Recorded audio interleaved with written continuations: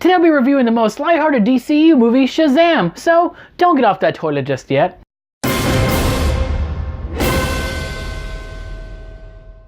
Hello everyone and welcome to Movies in a Nutshell, where we talk about movies in a quick way so you can get on with your day. I am your host, Detective Artemis, and before we go on, hit that thumbs up button because I know it, you know it, Jesus knows it, you really want to like this. Please? Today our movie will be Shazam.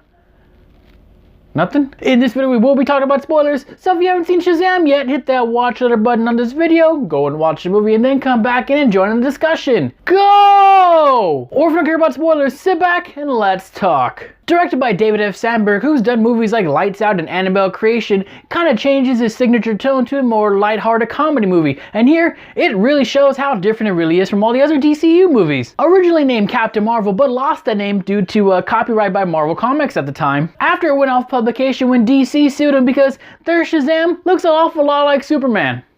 I can't tell. This guy's been through more legal trouble than Allison Mack and her sex cult. Don't know about that? Look it up. It's crazy. Our story here is about a little boy named Billy Batson who gets left by his mom at the carnival and then becomes a ward of the state and runs away from foster home to foster home. What a bad boy. But I mean, all he wants is his mom. Aw. Wait, why do superheroes always have to have parental issues? Hey, I said no babies on set. You scram.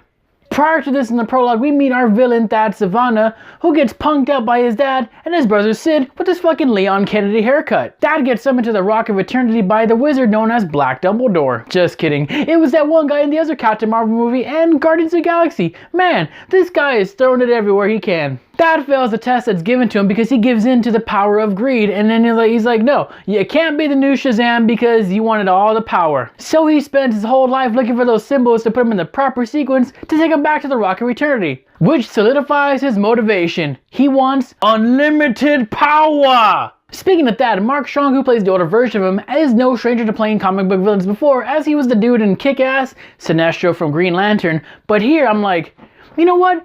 This guy is the perfect fucking Lex Luthor. Yes, offense, Jesse Eisenberg. I mean, the man was born to play him. After years of searching for a replacement, old Shazam summons Billy and he pretty much tells him, dude, you're all that's left. Everyone else, they sucked and failed the test, so you're all I got. What a great thing to tell your hero. So he asks Billy, in the words of Destiny's Child, to say his name and get his power, which consists as a combination from other Greek gods like Solomon, Hercules, Atlas, Zeus, Achilles, and Mercury. What does that spell? By the way, take a drink every time you hear the word Shazam because you're gonna get wasted. Throughout the movie, we see Billy and his foster brother Freddy, who is the biggest Superman fan, go through a series of tests to see what his powers are and like what he can't do and stuff. I didn't like Freddy that much because he kind of came off as annoying and whiny, pretty much like every other Superman fan. He becomes a YouTube star and charges people for autographs. What a dick. A pure heart indeed. Black Dumbledore, you made a great choice. There is a lot of product placement in this movie, but the one that's all up in your face the whole time, it's Gatorade. Alright, fine. I'll buy some. We eventually learn that Thad gets his powers from the embodiment of all the 7 deadly sins, who were imprisoned by the old Shazam, and then, you know, when he died, they all left the Rock of Eternity. Wait a minute, 7 deadly sins? Where was old Shazam when my dad needed him in that one movie? So the two eventually go on a collision course when Thad learns that he has to absorb Shazam's power for even more unlimited power. God, what a three-dimensional villain. You know, it's not too late to cast him as Lex Luthor.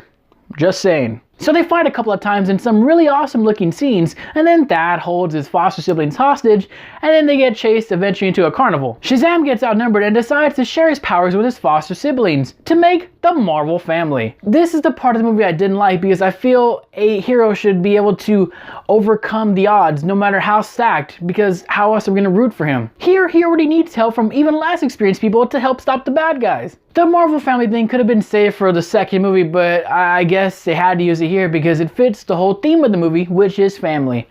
Okay. So the bad guys are defeated and the story ends right where it began. At the same carnival, Billy was abandoned, bringing the movie to a full circle. The place where he lost his family and then gained a new one.